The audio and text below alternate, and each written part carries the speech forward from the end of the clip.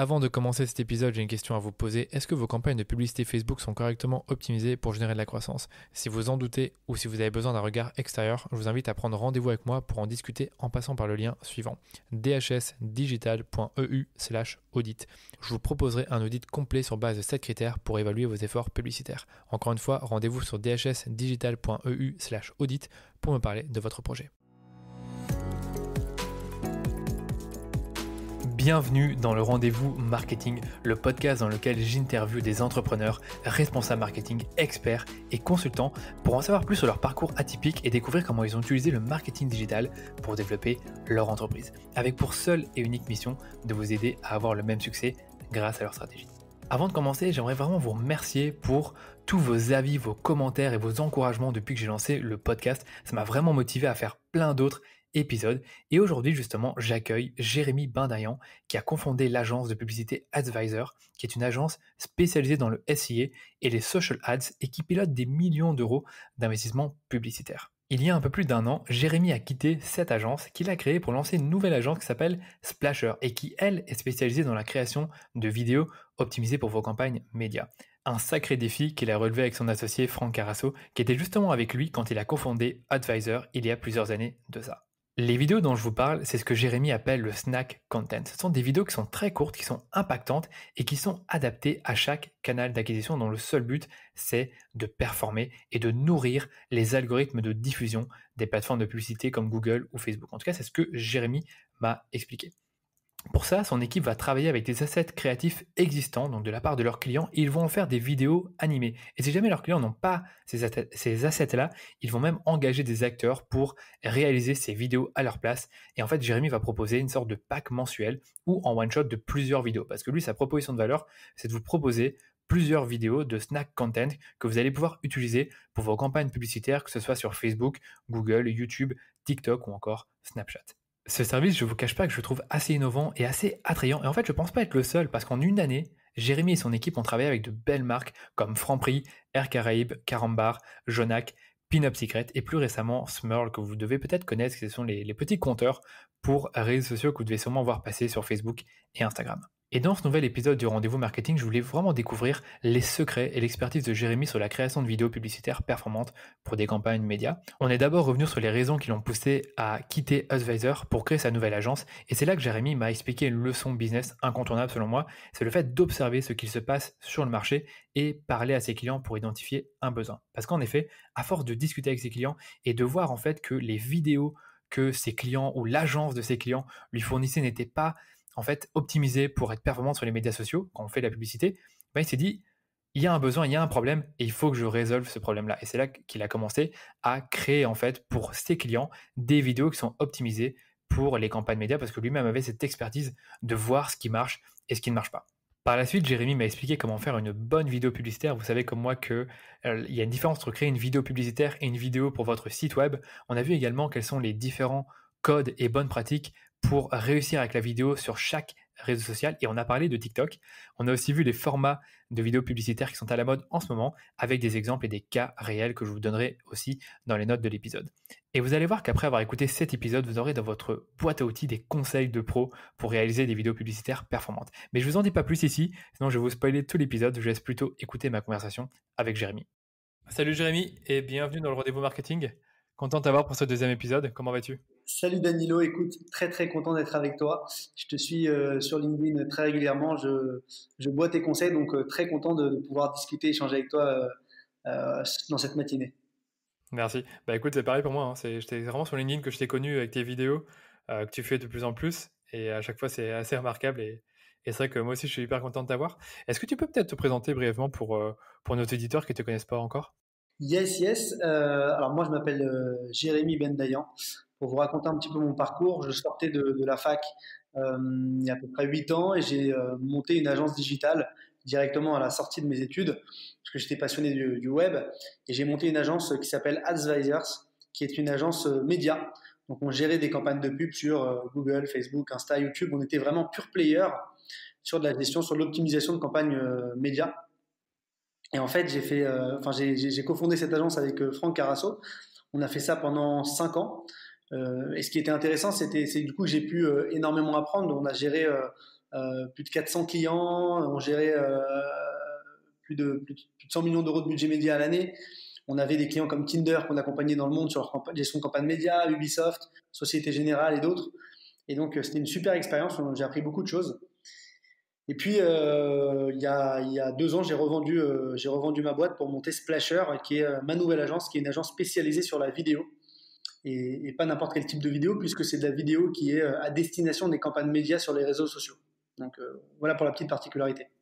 Ah, ça a été plutôt vite pour toi, hein. En 8 ans, tu as fait pas mal de chemin quand même, et c'est vrai que l'agence Advisor, elle est assez connue. Si je me trompe pas, vous avez fait tout type de médias, Google Ads, YouTube, Facebook, Instagram, c'est bien ça? Exactement, oui. On gérait vraiment toutes les campagnes de publicité. On faisait pas de création de contenu, on faisait pas de site. On était vraiment sur de la gestion opérationnelle de campagne. Donc, ça va de la campagne YouTube TrueView for Action pour de la perf, du bumper ads, de la campagne d'achat de mots-clés sur Google, des Facebook ads. Donc, vraiment, de la gestion pure de campagne média. Et en fait, ce qui était intéressant pour moi, c'est que bon, déjà, j'avais des connaissances sur la publicité en ligne, puisque je m'étais auto-formé, j'avais fait un stage en agence également. Mais en fait, la meilleure école, c'est de faire soi-même. Et en fait, j'ai appris sur le tas avec mes clients. Et au fur et à mesure, ce qui était intéressant, c'est que j'ai commencé avec des petits clients. Puis après, on a commencé à gérer des clients de plus en plus gros. Jusqu'à gérer, pour nous, c'était la consécration, c'était Tinder, qui était sur 20 pays. On a géré les États-Unis. On gérait 1 million d'euros de budget par mois pour eux. C'est énorme, hein. Euh, 1 million, c'est énorme, hein. 1 million d'euros de budget par mois, ouais. Donc, c'est un gros budget. Et on travaillait avec les équipes US. On bossait avec Morad Adjaoud, qui est toujours un copain, qui était le Head of Growth Europe. Donc voilà, donc c'était un super client. On a appris énormément de choses. C'était des campagnes d'installation d'app. On faisait Google, Facebook pour eux. Donc c'est une belle vitrine et ça nous a permis aussi de faire connaissance de renforcer notre partenariat avec les équipes de Google, avec les équipes aussi de Facebook. Et on a appris beaucoup de choses. C'était très cool. Ouais, je m'en doute. C'est vrai que, comme tu disais, au départ, tu commences, t'es pas forcément l'expert, le meilleur des experts, mais vraiment, à force d'avoir des projets, tu apprends plein de choses. Et je suppose que tu as dû apprendre plein de choses à la fois sur la gestion du budget média, sur les créas, sur la communication. Ça a dû bien t'aider, quoi. C'est sûr, et c'est le conseil que je donne à toutes les personnes qui veulent se lancer. C'est il faut aujourd'hui se lancer et tester. Moi, pour donner un exemple qui est récent, je me suis lancé sur TikTok il y a 2 semaines. Ouais. TikTok, c'est un réseau social qui est vraiment destiné aux jeunes. Moi, trentenaire, je fais papy à côté. Mais tu vois, en 2 semaines, j'ai déjà 3000 followers. Alors, C'est dingue. C'est con, hein, mais du coup, je fais ce que je sais faire. Donc, je communique des vidéos sur mon métier, sur ma niche, etc. Mais ça intéresse des gens et j'ai de plus en plus de followers. Donc, du coup, il faut se lancer. Il faut apprendre à le faire. Il ne faut pas avoir peur parce que l'expert, c'est celui qui fait, qui teste, qui échoue et qui après va pouvoir proposer le meilleur service à son client. Et c'est comme ça un peu que je fonctionne. Et je me renseigne vraiment sur TikTok parce que je pense que ça va être une révolution. J'ai envie d'accompagner mes clients plus loin à terme sur ce réseau social, tu vois. C'est vrai que j'aimerais trop parler de TikTok dans ce podcast aujourd'hui. Puis on en parlera peut-être un peu avec quand tu parleras de vidéo plus précisément. Mais c'est vrai que TikTok, là, comme ça, je suis en train de me dire aussi qu'il faut se jeter dessus, à la fois pour avoir la visibilité, mais peut-être, comme tu dis, comme la nouvelle génération elle est sur TikTok, il y a peut-être intérêt à y être et produire du contenu là-dessus et créer une audience. Après, je suis pas tellement étonné que toi tu y es. Il y a déjà Gary Vaynerchuk qui passe pas mal de temps et je pense pas que c'est pour rien qu'il le fait, quoi. Moi, ce que je veux voir avec toi, c'est pourquoi tu as quitté Advisor pour créer ta propre agence qui est justement spécialisée plutôt dans la création de vidéos pour des campagnes médias, mais vous ne faites plus de campagnes médias. Donc, vous faites juste de la créa, de la vidéo, mais plus de campagnes médias. Donc, pourquoi avoir fait ce choix? Écoute, moi, pendant 5 ans, je t'ai dit, j'ai géré et opéré des campagnes médias. 5 ans dans le digital, c'est long. Déjà, tu vois beaucoup le marché évoluer. Moi, quand Ouais. j'ai commencé, il n'y avait que Google. Après, il y a eu l'apparition de Facebook, l'apparition d'autres réseaux sociaux. Il fallait tout le temps se réinventer. On en parlera après, mais le marché, il est aussi beaucoup en mouvement. Il y a beaucoup d'automatisation, etc. Donc, les agences médias doivent de plus en plus se réinventer. Et on avait envie de voir autre chose déjà avec mon associé, de faire une autre activité. Donc, c'était un premier point qui était sur le côté un peu entrepreneur, de se dire, voilà, j'ai fait un challenge, on a monté une boîte, il y a 40 employés, la boîte tourne, elle est stable, on gère des beaux clients. C'est un accomplissement, on s'est dit, il fallait faire autre chose, ça c'est le premier point. Et pourquoi la vidéo? C'est hyper simple. En fait, déjà, on se rendait compte que nos clients, les clients qu'on accompagnait, ils n'arrivaient pas à se développer sur le marché de vidéo, sur la vidéo. Pourtant, il y a Google et Facebook qui nous pitchaient tous les jours et nous disaient, écoutez les gars, il faut absolument vous lancer sur la vidéo. Parce qu'en 2021, il y aura 80% du trafic web qui sera vidéo. Donc, il y a 3 ans, on écoute ça, on se dit, ah bon, 80% du trafic web qui sera vidéo? C'était énorme pour nous, ça semblait hyper loin. Et on s'est dit, bon, c'est vrai, au final, nos clients, ils dépensent 90% de leur budget média sur du search, sur de l'achat de mots-clés. On était très Google-centrique, donc on avait des très grosses marques. Hein. Et on s'est dit, bon, il y a un truc, faut les aider. Et dès qu'on a essayé de les déployer sur la vidéo, on rencontrait énormément de freins. Le premier frein qu'on a rencontré, c'est que les annonceurs nous disaient, attendez, la vidéo, ça coûte super cher. On n'a pas les moyens de se payer une vidéo à 10 000, 15 000, 20 000, ça nous bouffe trop sur la part du budget média. À côté de ça, ils travaillaient aussi avec des agences créatives qui leur faisaient des vidéos qui n'étaient pas du tout optimisées pour les réseaux sociaux. Donc dès qu'on lançait, ça faisait des résultats catastrophiques. Ou alors ils nous passaient la pub télé pour la mettre sur le digital et ça faisait des mauvais résultats. Donc du coup, c'était hyper déceptif pour nos clients, hyper déceptif pour nous. Donc on s'est dit, il faut vraiment créer une offre où tu as une agence qui va partir du plan média, qui va regarder le plan média du client et qui va proposer une stratégie créa qui est vraiment adaptée au plan média. Donc on va vraiment faire des vidéos qui vont être optimisées pour les différents réseaux sociaux, qui vont être travaillées pour générer de la performance dans les campagnes médias et surtout à un prix accessible. Et c'est ça le vrai enjeu. Et du coup, on a monté Splasher parce qu'on a découvert un problème et on s'est dit qu'on allait apporter une solution. Et en plus, c'était le moment parfait pour nous parce que en tant qu'entrepreneur, quand tu montes une boîte, tu construis un réseau, c'est déjà très dur, c'est déjà très compliqué à faire. On a réussi cette première entreprise, on a eu aussi beaucoup de chance, mais on s'est dit, du coup, on va capitaliser sur le même réseau. On a vendu pendant des années du média, autant vendre à ces mêmes personnes maintenant de la vidéo et capitaliser sur le réseau qu'on a construit. Et du coup, l'avantage, c'est que maintenant, on bénéficie d'un réseau existant de plus de 5 années de travail, ce qui nous permet d'être beaucoup plus rapide dans notre croissance chez Splasher. Et en fait, ce qu'on a fait allez, on a mis 3 ans à atteindre chez Advisors en termes de chiffre d'affaires. On a déjà réussi en 1 an à l'atteindre avec Splasher. Donc, on est déjà très content de la croissance économique, mais aussi très content parce qu'on apporte un super service et on se rend compte que les clients sont satisfaits de ce qu'on propose aujourd'hui. On a répondu vraiment à un vrai problème. Et c'est pour ça qu'on s'est lancé dans la vidéo. Donc, pour répondre à ta question, on est parti de cette problématique d'un de nos clients même de plusieurs de nos clients qui n'arrivaient pas à scaler en vidéo. Et le premier à nous avoir fait confiance, c'est Hug Avenue, qui est une application de rencontre. C'est le premier pour lequel on a fait des vidéos. C'était notre client test. Il nous a dit, écoutez les gars, j'ai des campagnes médias, je vire mon agence créa. Ils comprennent rien aux médias. Faites-moi des vidéos optimisées pour le média. Et il a été intelligent, il nous a dit, je dépense 100 000, je dépense 200 000 par mois, il dépensait des gros budgets, enlevez-moi une partie du budget média et mettez-le sur la créa. Et en fait, c'est ça la logique qui est importante, c'est que les annonceurs ont tendance à se lancer sur les réseaux en se disant, je vais foutre 100 000 balles en médias sur l'année ou même par mois, mais ils ne pensent pas à la créa, alors que la créa, elle impacte 47% de la conversion. On se dit, je vais mettre 100 000 et après, on contacte la personne qui va gérer les campagnes. Donc, toi, tu dois en avoir, Danilo. Et l'annonceur te dit, tu peux pas acheter des images sur Shutterstock ou tu peux pas me faire une petite image. Donc, en gros, on se pose pas la question de la créa alors que c'est central dans la gestion de campagne média. Donc, si tu veux, on se dit, je vais investir beaucoup. Et cet annonceur, il a eu un côté très malin. Il a dit, je veux que tu me bouffes un peu de mon budget média, 5 à 10%, c'est pas grave, mais tu me fais les créas avec. Et c'est ce qu'on a fait. Et donc, c'est un peu comme ça qu'on a construit le modèle de Splasher. Donc, Anthony, si tu nous écoutes, merci, parce que tu nous as beaucoup aidé dans ce lancement de voilà. Franchement, tu as déjà donné une super leçon pour ceux qui nous écoutent, une leçon d'entrepreneur, c'est que tu es parti d'un problème et tu as donné une solution. Et tu es parti d'un problème que tu as identifié grâce au fait que tu parlais souvent avec tes clients et que tu as compris que en fait, le fait qu'ils demandent à leur agence créa de faire les vidéos, ce n'était pas une meilleure chose. Et comme tu dis aujourd'hui, c'est hyper important de mettre du budget dans la créa. C'est seulement maintenant, en 2020, que Facebook commence à marteler les annonceurs pour dire créez des créas, ne pensez plus seulement à l'algorithme, vous devez le nourrir avec de la créa. Ouais, c'est vrai que c'est exactement ça, je suis entièrement d'accord. Les plateformes ont commencé à changer de vision parce qu'elles ont besoin de la créa aujourd'hui pour exister. Exactement.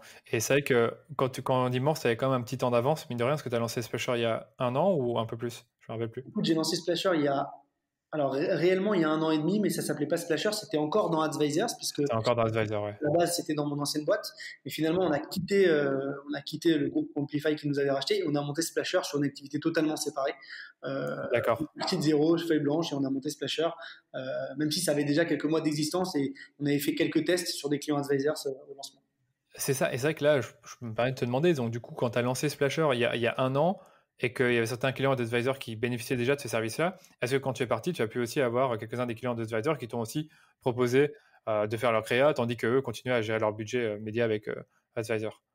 Exactement, ouais, justement, en fait, il y a beaucoup de clients qui m'ont sollicité parce que les clients se disaient, le mec connaît le média, et il en a fait pendant des années, Là, il monte Splasher, qui est une agence créative. Alors, on s'est quand même associé avec une dernière personne qui s'appelle Michael Torjman, qui est un troisième associé que j'avais pas dans la première aventure Advisors, et qui est venu se rajouter et qui amène une vraie touche créative, puisqu'il est réalisateur depuis une dizaine d'années. Et en fait, il amène ses compétences sur la réalisation. Et donc, on combine nos forces, créa et médias. Et en fait, c'est ça que les annonceurs, les premiers annonceurs qui nous ont fait confiance, sont venus chercher. Ils sont venus chercher cette double expertise parce qu'ils avaient besoin des vidéos qui allaient leur servir. Et pour ça, il fallait de l'expertise média qu'on avait, quoi. C'est ça. C'est vrai qu'il fallait à la fois l'expertise média et l'expertise créative. Et ça, vous l'avez eu avec le troisième associé. Et un autre truc que je peux te demander aussi, c'est du coup, comment vous êtes organisé en interne au début pour créer ces fameuses vidéos en sachant que vous-même, toi et Franck, vous n'êtes pas forcément des personnes qui créent à la base des vidéos. Écoute, déjà, dès le départ, on a eu Michael qui était notre associé, donc qui était là dès le début pour nous aider. Mais il est vrai que, en fait, on s'est amélioré avec le temps. C'est comme tout. C'est comme je te disais au début, chez Advisors, on gérait des petits clients, on a grossi. Chez Splasher, c'est un peu la même chose. Alors, on gérait quand même des gros clients dès le départ, mais nos premiers clients nous ont fait confiance. Ils savaient qu'on n'était pas forcément au top du produit et qu'on lançait le truc, mais ils nous ont fait confiance. Et ce qu'ils venaient chercher, c'est surtout de la performance. Ils voulaient chercher de la performance dans leur campagne média. Donc nous, ils savaient qu'on était garant un petit peu de ça et qu'on allait faire des créas adaptés. Après, au niveau de la qualité des créas, on s'est largement amélioré depuis le début. On fait des choses qui sont beaucoup plus folles et on a des beaucoup plus gros annonceurs maintenant. Mais en fait, et c'est comme dans tout business, quand tu te lances, il faut pas avoir peur de faire les choses un peu moins bien. Il faut se lancer, il faut travailler, il faut surtout donner le maximum pour que ton client soit le plus satisfait de te donner à fond, être tout à fait honnête avec ton client et lui expliquer, voilà, si tu as merdé, si tu as fait une chose qui n'était pas bien, etc., l'accepter, mais se lancer. Et il faut y aller, ne pas avoir peur. Et à partir du moment où tu t'es lancé et où le truc fonctionne bien, etc., tu vas arriver à t'améliorer au fur et à mesure. Et donc, en fait, si tu veux, on a cette fougue un petit peu d'entrepreneur, on se dit, au départ, on y est allé, il y a eu des couacs, forcément, il y a des clients qui étaient un petit peu moins contents de la qualité, etc., et au fur et à mesure, mais qui étaient contents de la perf. Au fur et à mesure, on s'est amélioré. Et aujourd'hui, on est hyper satisfait d'avoir réussi à trouver le bon combo. Mais ce dont je voulais rappeler, c'est quelque chose qui est hyper important, c'est qu'on a presque créé ce marché parce que, en tout cas en France, c'est quelque chose qui n'existait pas. Les agences créatives, elles ont pas l'ADN média. Nous, on avait la chance d'avoir 5 ans d'expérience de création d'agences média pure player. Et on a créé une agence créative avec cette expérience. Donc, on combine les deux ensemble et c'est quelque chose qui est assez rare. On part du plan média pour construire des créas. Voilà, c'est vraiment une chose différente. Alors qu'à l'époque, ou même les agences créatives d'aujourd'hui, elles imaginent une créa et elles se disent, OK, maintenant, comment on va la médiatiser? Comment on va la pousser sur les réseaux? C'est pas du tout la bonne logique. C'est d'abord. C'est ça, c'est totalement l'inverse. Voilà, regarde où tu dépenses. Est-ce que c'est sur TikTok, Snap, Insta, YouTube? En fonction du canal, tu vas regarder quels sont les codes, quelles sont les best practices, et après tu vas adapter tes créatives en fonction. Donc nous, c'est vraiment un modèle qui est complètement différent, et c'est ça qui fait la force de Splasher. Donc on a aussi créé un petit peu ce modèle. Donc tu verras, on s'est un peu réinventé. J'en parlerai un peu dans la presse, mais on a essayé de se réinventer, on s'est réadapté. Voilà. Et d'ailleurs, au début du projet, on créait des vidéos uniquement acting. Donc on tournait des vidéos pour des clients. Ok. Mais on s'est rendu compte que le marché de l'acting, c'était un super gros marché. Mais on n'adressait pas aussi une autre partie du marché. C'était certains clients qui avaient déjà des assets créatifs, déjà des images, déjà des vidéos, qui n'avaient pas besoin de tournage parce qu'ils avaient une DA à respecter, etc. Et qui voulaient juste qu'on récupère leurs assets et qu'on leur monte des vidéos optimisées pour les réseaux en partant de leurs assets. Et du coup, au bout de 3-4 mois de boîte, on s'est rendu compte qu'on perdait une grosse part du gâteau. Et donc, on a créé le pôle motion. Et aujourd'hui, Splasher, c'est un pôle motion, un pôle acting qui permet de quasiment répondre à tous les besoins des annonceurs. Soit ils ont des assets créatifs, des images, des vidéos, et on part de leurs assets pour construire des vidéos, soit ils n'ont rien et on démarre de zéro en faisant le tournage, montage, réalisation, etc. Donc c'est un peu le modèle. On s'est aussi réinventé, c'est ça que je veux te dire, c'est qu'on a réussi à s'adapter un petit peu au début. Donc au début, lorsqu'on s'est lancé, voilà, on ne connaissait pas le marché de la vidéo, on a appris avec le temps et on s'est réadapté. Et même, j'en parlerai peut-être après, mais au niveau de l'offre, peut-être à la fin on en parlera, au niveau de l'offre, on l'a repensé aussi. Au début, on vendait des vidéos one shot. Après, on a vendu des vidéos par abonnement. Après, voilà, c'est quelque chose dont on parlera au fur et à mesure, mais le modèle est en constante évolution et on n'a pas peur de se renouveler. Ouais, je t'avoue que je suis assez intéressé de parler du modèle parce que c'est ça qui m'avait le plus attiré l'attention sur ton modèle d'agence pour la Splasher, donc ton offre exactement, c'est ça qu'on en reparlera. Mais c'est vrai qu'un truc que tu disais qui était intéressant, c'est qu'en effet, il y a beaucoup de clients qui ont déjà des assets créatifs et soit qui vont eux-mêmes créer leurs propres vidéos, qui vont faire appel à une autre agence, mais l'agence n'aura pas forcément en tête que d'un média à l'autre, la vidéo doit être différente. Et ça, c'est vrai que nous aussi, on se dit maintenant que faut absolument qu'on arrive à trouver un moyen d'exploiter les assets créatifs de nos clients et faire des vidéos adaptées pour Facebook et Instagram Ads. Et vous, c'est vrai qu'au fur et à mesure du temps, vous l'avez fait, mais au départ, si j'ai bien compris, c'était que sur base d'acteurs. Exactement, exactement. Ouais, en fait, comme je t'ai dit, on s'est réinventé avec le temps et on a changé notre offre. On a vu qu'il y avait un marché, il y avait certaines agences pardon, qui travaillaient déjà sur des vidéos full motion. Par contre, aujourd'hui, on est presque les seuls à proposer une offre globale entre motion et acting avec Ouais. cet ADN très média buying, quoi. Voilà, c'est l'idée. Effectivement, comme je te dis, on s'est constamment réinventé sur ce marché. Et on continue encore une fois, puisque on lance prochainement pardon, une offre qui va être dédiée à TikTok, Dédié uniquement à TikTok, ouais. qui est un réseau social qui est complètement différent, et sur des vidéos qui ne vont pas être non plus maintenant sur de la partie paid, puisque le paid sur TikTok, c'est assez faible, mais sur de la partie organique. En fait, ce que je vois, c'est que constamment, tu vas chercher des opportunités parce que, comme tu le dis là, sur le marché, vous êtes peut-être l'un des seuls ou en tout cas un des rares players d'agences qui fait vraiment ces fameuses vidéos adaptées à chaque média et qui partent à chaque fois du média avec différentes offres, donc acting, motion, bientôt du TikTok pour l'organique. Donc c'est vrai qu'à ce niveau-là, c'est ça aussi qui explique la croissance super rapide de ton entreprise, c'est que vous avez identifié un besoin avant d'autres et en plus de ça, vous avez très peu de concurrence. Écoute, bah c'est peut-être une partie des réponses. Après, ce qu'il faut, enfin, en tout cas, tu dis vrai quand tu dis que qu'on a identifié le besoin et qu'on essaie d'être hyper réactif et de se lancer. Par contre, il y a une chose aussi, on essaie de pas trop s'éparpiller. C'est-à-dire que on a notre offre Acting Motion, on reste une agence de création de vidéos. Demain, on ne se mettra pas à faire de médias, gestion média, c'est pas le but. Demain, on se mettra pas à faire autre chose. On essaie quand même de rester très centré sur de la vidéo optimisée pour remplir des objectifs business. TikTok, c'est quelque chose d'un petit peu à part, c'est quelque chose qu'on se permet parce que on sent vraiment qu'il y a un engouement qui est assez fort et donc on veut se lancer sur de l'organique uniquement sur TikTok. Mais globalement, on va quand même essayer de garder le projet assez stable parce qu'on pense qu'il y a déjà des énormes opportunités sur ce marché. Et le problème, c'est qu'il y a aussi beaucoup de boîtes qui essaient de s'éparpiller avec plein d'offres pour se trouver parce que ce marché il est pas facile, il est pas simple. Tu vois, j'ai des Il concurrents. évolue vite. Oui, il évolue super vite et même j'ai des concurrents qui ont lancé là récemment une offre de type studio. Ils proposent des vidéos à tarif hyper agressif. Ok. Où des annonceurs viennent en studio la journée et donc ils se relaient en fait. Tu loues un studio une journée et tu as 20-30 annonceurs qui viennent tourner leurs vidéos, genre un peu low cost. Alors, je trouve que c'est pas une mauvaise idée, c'est une bonne idée, mais le problème, c'est ils ont cette offre-là, ils ont une offre aussi qui est un peu plus premium. Donc, il y a plein d'offres, et du coup, nous, on a préféré se focaliser sur une logique d'accompagner voilà, des annonceurs qui sont un peu plus solides en termes de budget média, qui dépensent déjà beaucoup, qui travaillent beaucoup sur de l'automatisation et et qui ont des spends assez forts, et qu'on va accompagner sur vraiment arriver, les aider à scaler sur le marché vidéo en restant sur notre offre assez basique, acting et motion, voilà. Donc c'est un peu notre modèle et fournir aussi de la vidéo en quantité, c'est-à-dire on va en parler juste après avec tout ce qui est automatisation. Mais aujourd'hui, la logique de Splasher, c'est de ne surtout pas donner à un annonceur une vidéo, parce qu'une vidéo, ça sert à rien aujourd'hui pour communiquer sur les réseaux, en tout cas pour faire de la perf. Si tu veux aller chercher de la perf sur tes campagnes médias, il t'en faut pas une vidéo, mais il t'en faut 10, 15, 20, 30 pour faire des A/B tests, pour nourrir les algorithmes et pour aller chercher tout le temps de la perf intéressante. Donc on va en parler juste après, mais en tout cas, voilà, on a une offre qui est claire, qui est définie, et on va essayer de rester sur cette offre pour pousser le marché. Voilà. Exact, c'est que oui, voilà, on va pas rentrer dans les détails, mais tu as en effet cette offre, tu sais qui est le client cible pour cette offre, tu sais quelle entreprise a le plus besoin de cette offre, et c'est vrai que maintenant, je te propose directement qu'on passe à ce dont tu parlais, c'est le fait que, en effet, aujourd'hui, sur les algorithmes, ils ont besoin d'énormément de créa, tu m'en as parlé un peu avant ce podcast, et donc j'aimerais bien que tu me dises pourquoi un annonceur aujourd'hui, petit ou grand, devrait investir son argent, son temps dans la vidéo lorsqu'il fait des campagnes sur Facebook, Instagram, YouTube, tout ce que tu veux. Alors, écoute, c'est une question, voilà, moi que je trouve hyper intéressante. Déjà, avant toute chose, j'aimerais parler de l'automatisation.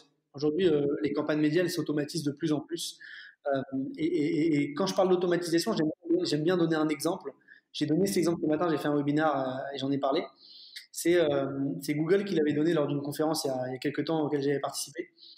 Et il prenait l'exemple d'un jeu qui est le jeu de Go, qui est un jeu de dames chinois qui a été créé en Chine il y a à peu près 1000 ans. Et en fait, c'est un jeu assez complexe. Et en fait, à l'époque, le meilleur joueur du monde de Go n'avait jamais été battu par aucun robot, aucun algorithme. Et Google a créé un robot et ils lui ont fait analyser 1000 parties de Go des meilleurs joueurs du monde de Go. Et du coup, le robot Google a battu 3 parties à 0 le meilleur joueur du monde. Donc ça a fait un tollé, parce que c'était un gros tollé, etc. Première fois qu'un algo bat ce meilleur joueur du monde. Et du coup, 2 ans après, ils avaient créé un nouvel algorithme où ils lui avaient dit cette fois-ci, toi, on va pas te donner de données, on va juste apprendre des règles du Go et tu vas jouer 1000 parties contre toi-même. Et l'algo, il a joué 1000 parties contre lui-même et il a battu 30 parties à 0 le premier algorithme. Et donc en fait, de là, on apprend quoi? C'est que aujourd'hui, les algorithmes sont capables de créer leurs propres données et sont beaucoup plus puissants quand l'humain n'intervient pas. Dans la première algorithme, l'humain est intervenu puisqu'on lui avait dit ça, c'est les meilleurs joueurs du monde de Go, donc c'est ce qu'il faut faire. Et alors que dans le deuxième cas, on avait dit crée ta propre donnée, tu es suffisamment intelligent pour le faire. C'est un peu la même chose dans la gestion de campagne de pub. Je te donne un exemple tout bête. Aujourd'hui, tu es un vendeur de costumes. Tu vends des costumes pour hommes. Ça fait des années que tu en vends, tu fais des campagnes Facebook Ads, donc tu vas cibler les hommes potentiellement. En effet. Pour hommes. Costumes pour mariage, etc. ou pour le boulot.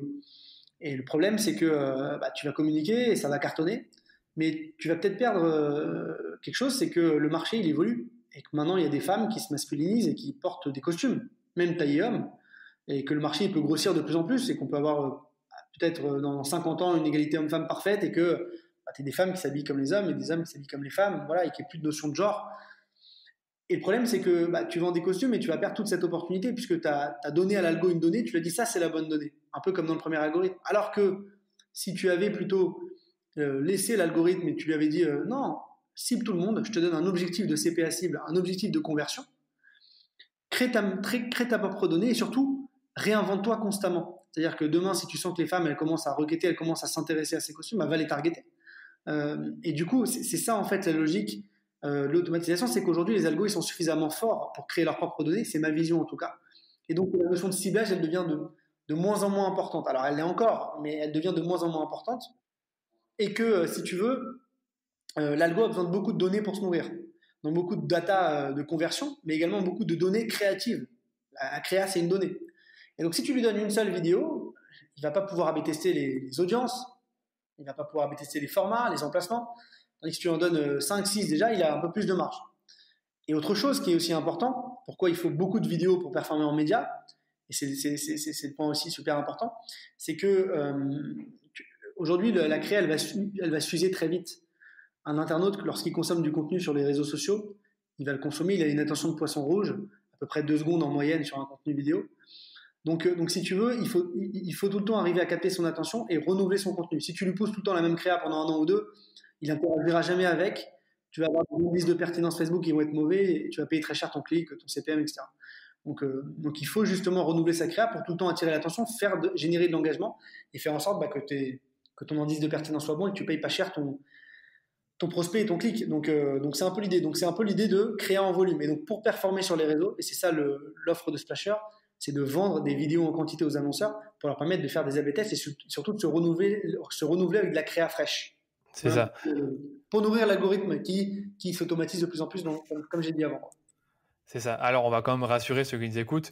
Si vous n'investissez pas un gros budget, vous n'allez pas forcément épuiser rapidement votre audience. Mais là, Jérémy, il parle pour des personnes, des annonceurs qui investissent des budgets énormes. Et donc, du coup, c'est vrai qu'avoir une vidéo par mois ou tous les 3 mois, c'est un peu peu. Par contre, si tu en as 5, 6 par mois, là, ça fait sens avec les budgets qu'ils investissent, en sachant qu'ils vont peut-être cibler plusieurs audiences, plusieurs pays. Et c'est vrai que par rapport aux algorithmes, je pense que tu as vraiment tout dit. Et honnêtement, je n'avais jamais entendu cette analogie que je vais expliquer à certains de mes clients, parce que c'est vrai qu'aujourd'hui, le ciblage, on va parler pour Facebook et Instagram, c'est juste des audiences similaires. Audiences similaires ou au ciblage large, ça ne sert plus à rien de mettre chercher des intérêts en particulier. Enfin, oui, ça peut fonctionner sur du court terme, mais sur du long terme, je ne pense pas. Ouais, non, mais en tout cas, tu dis vrai sur ce que tu disais avant, c'est qu'effectivement, plus tu es un gros annonceur, plus tu dépenses beaucoup, plus ton audience va s'épuiser rapidement, puisque tu vas, voilà, donc tu as besoin de beaucoup de créa. Plus tu es petit et tu as une grosse audience, enfin, en tout cas, il te faut peut-être moins de vidéos pour performer. Donc, tu as besoin de peut-être une vidéo par mois, une vidéo tous les 2 mois, etc. Mais souvent, quand tu commences à spend, quand tu commences à scaler, aller chercher du volume, bah, tu as besoin de beaucoup de contenu. C'est clair. Je te rejoins totalement, en tout cas. Et du coup, passons à la suite, c'est selon toi, comment est-ce qu'on fait une bonne vidéo de publicité? Parce que c'est un truc que les annonceurs ne savent pas forcément, ou même les entreprises ne s'en rendent pas forcément compte, mais une vidéo que tu vas utiliser pour présenter ton entreprise ou présenter ton service, ton produit, c'est pas la même chose qu'une vidéo de publicité qui va avoir pour but d'attirer le clic, de capter l'attention. Et donc, je voulais savoir, toi, avec ton expertise à toi aujourd'hui, comment est-ce qu'on fait une bonne vidéo de publicité de manière générale, mais je pense que tu vas déjà aller dans les détails parce que tout dépend de la plateforme. Exactement. Alors en fait, si tu veux quelques tips généraux, euh, j'ai essayé d'être très général pour donner des grands tips. Après, je vais rentrer dans le détail et vous allez voir que c'est plus complexe que ça. Vas-y. Si tu démarres en vidéo, tu veux un conseil, bah, le premier conseil que je te donne, c'est de produire en quantité. Donc réfléchir comment tu peux produire du contenu en quantité. Un exemple d'une idée que tu peux faire, par exemple, c'est un jeu concours Instagram où tu demandes à tes clients de se prendre en vidéo et, euh, et de raconter leur expérience avec ton produit. Ça, c'est un moyen de créer du contenu facile. Mais il faut se dire comment j'arrive à scaler, à produire beaucoup de contenu. Voilà, que je peux utiliser après dans mes campagnes. Premièrement, donc voilà. Deuxièmement, des grands principes pour faire une vidéo qui marche à peu près dans tous les coups. Il faut que tu te dises, je vais faire une vidéo plutôt courte, parce qu'aujourd'hui sur les réseaux on consomme court. Donc une vidéo de 15 secondes maximum, qui puisse diffuser à peu près sur toutes les plateformes. Une vidéo qui peut se consommer sans le son, donc qui peut se comprendre sans le son. Et ça c'est des principes, si tu veux, qui marchent à peu près, voilà, dans tous les. Après, si tu veux rentrer dans le détail, une bonne vidéo, ça veut rien dire. Pourquoi? Parce que quand tu rentres plus profondément, la vidéo, il faut l'adapter aux différents canaux. Tu ne vas pas faire de la même manière une vidéo sur Facebook que tu l'as fait sur même Facebook Feed, que tu vas la faire sur Instagram Story. Là, on est sur le même canal, le canal Facebook. Instagram Feed et Instagram Story, c'est pas du tout les mêmes formats, c'est pas du tout les mêmes types de vidéos. Sur Instagram Feed, tu as des vidéos en 4/5 ou en format carré qui se consomment sans le son, donc il faut sous-titrer ou qu'il faut expliquer sans le son, alors que Instagram Story, c'est des vidéos de maximum 15 secondes qui se consomment en 2 tiers du temps avec le son. Donc en fait, il y a des particularités. Alors que sur le feed, tu peux faire une vidéo beaucoup plus longue. J'ai pas la limite de durée, mais tu peux faire au-delà d'1 minute. C'est ça. Tu peux faire 2 minutes. Tu sais qu'en publicité maintenant, pour Instagram, tu peux faire 2 minutes. Donc pour ceux qui nous écoutent, ça a un peu changé par rapport à l'année passée, on pouvait faire 1 minute. Mais c'est clair qu'en story, je me doute bien que tu fais rarement des vidéos de plus de 15 secondes ou alors des petits carousels de 3 vidéos, mais j'ai pas l'impression que c'est ce qui fonctionne le mieux. Bah, en fait, ouais, si tu veux faire une story ads, pas un carrousel, tu as 15 secondes maximum. Donc en fait, tu as des particularités par rapport aux différents réseaux sociaux, même quand tu es dans le même réseau social. Hein. Là, je parle d'Instagram uniquement, mais après, je peux aller encore plus loin. Je te compare YouTube et TikTok, qui sont pardon pour le bruit. Je te présente YouTube et TikTok, qui sont 2 réseaux sociaux complètement différents. TikTok, c'est un réseau social très jeune, qui se consomme uniquement en vertical, en 9/16e. Il y a des vidéos assez punchy, assez courtes, 15 secondes en moyenne. C'est très musical, c'est très challenge. Alors que YouTube, c'est un peu plus corpo, c'est un peu plus télé, c'est écouter avec le son, c'est du 16/9e principalement. Donc, les call to action sont aux différents endroits. Donc en fait, tu as des particularités. Donc une bonne vidéo, c'est une vidéo qui s'adapte aux différentes plateformes aussi, qui est adaptée aux différentes plateformes. Et également qui est adaptée aux différents devices. Puisque aujourd'hui tu vas consommer du contenu sur ordinateur, mais tu consommes aussi beaucoup de contenu sur mobile, et donc il faut penser à l'adaptation des contenus sur mobile. Et j'ai même envie de donner un vrai conseil pour une vidéo réussie, c'est que comme le trafic est de plus en plus mobile, ce que je vous conseille, c'est de d'abord penser vos contenus optimisés pour mobile, et après, j'aime bien donner cette phrase qui est un peu drôle, c'est de le mettre en responsive ordinateur. Voilà, c'est de voir si elle est adaptable sur ordi. Sur ordi, ouais. Voilà, de faire l'inverse de ce qu'on faisait à l'époque, de se dire je la fais d'abord sur ordi et après je regarde sur mobile. Un peu comme les sites web au final. Hein. Aujourd'hui, on les pense surtout mobile qu'adaptés aux ordinateurs. Quoi. Donc voilà. Mais c'est clairement ça. Hein. Pour les sites web, c'est clairement ça. Maintenant, je regarde vraiment le mobile avant l'ordinateur. Hein. Surtout pour mes articles et tout. Enfin, bref, on rentre pas en détail, mais tu as dit un truc super intéressant, c'est qu'au finalement, une bonne vidéo, elle s'adapte au canal, aux médias plutôt, et aussi au device. Ça, c'est super important. Et après, c'est vrai que les codes de base, pour ceux qui ont écouté, donc c'est sans son, pas trop long. C'est vrai que c'est rare une vidéo de publicité qui dure plus d'1 minute. Est-ce que vraiment des gens vont la regarder? Peut-être même à la TV, c'est rarement très long. Et tu en avais dit un dernier, c'était J'ai déjà oublié. Oui, il faut qu'une bonne vidéo, c'est une vidéo, c'est pas une vidéo en fait. Une bonne C'est ça, vidéo. c'est plusieurs vidéos, c'est ça. C'est plusieurs vidéos. C'est pas seulement une seule, parce que tu peux les AB tester. Voilà. Et aussi, une dernière pratique qui peut être intéressante, c'est le message, souvent essayer de le délivrer dans les 3 premières secondes parce que l'attention d'un internaute, elle est très courte aujourd'hui. Donc, si vous voulez arriver à capter l'attention, essayez de le faire, de délivrer quelque chose. Alors, je dis pas délivrer vos produits, tout délivrer, mais de capter l'attention avec une accroche, avec quelque chose dans les 3 premières secondes. Voilà. C'est exactement ça que j'avais en tête, ouais. Voilà, les plateformes, par exemple, pour vous donner une idée, elles donnent une best practice qui est de mettre le logo dans les premières secondes. Moi, je suis pas spécialement fan, mais en tout cas, on sait qu'il se passe des choses dans ces premières secondes, donc il faut les utiliser pour les tirer à notre avantage, quoi. Donc, Ah, mais c'est clair, parce que c'est les secondes où tu vas capter l'attention. Et c'est vrai que c'est un truc que je voulais te demander, c'est est-ce que tu as 2-3 tips pour capter l'attention au début d'une vidéo? Parce que c'est une question qui revient souvent, c'est comment est-ce que je démarre ma vidéo? ah, putain, c'est une question hyper vague parce qu'en fait, t'as tellement de types de vidéos différentes. Mais Ouais, si je peux donner peut-être quelques conseils de deux vidéos qui ressortent un peu. Euh, dans le feed, j'aime bien les vidéos de type reportage, un peu longues, un peu native ads. Je sais pas si vous connaissez les vidéos de type brut. Tu dois connaître les vidéos un peu reportage brut. Où, ouais, ouais, je sais lesquelles, enfin, je vois la page, en tout cas. tu vois, et en fait, souvent, au début de la vidéo, au début du reportage, il y a une phrase qui accroche un peu l'attention. Par exemple, je donne une phrase un peu dommage. En 2030, si on continue comme ça, il y aura plus de pingouins sur Terre. Un truc un peu. Ah, ouais, ok, donc tu choques la personne. Mais du coup, au départ, tu démarres et après, tu rentres plus lentement dans le sujet.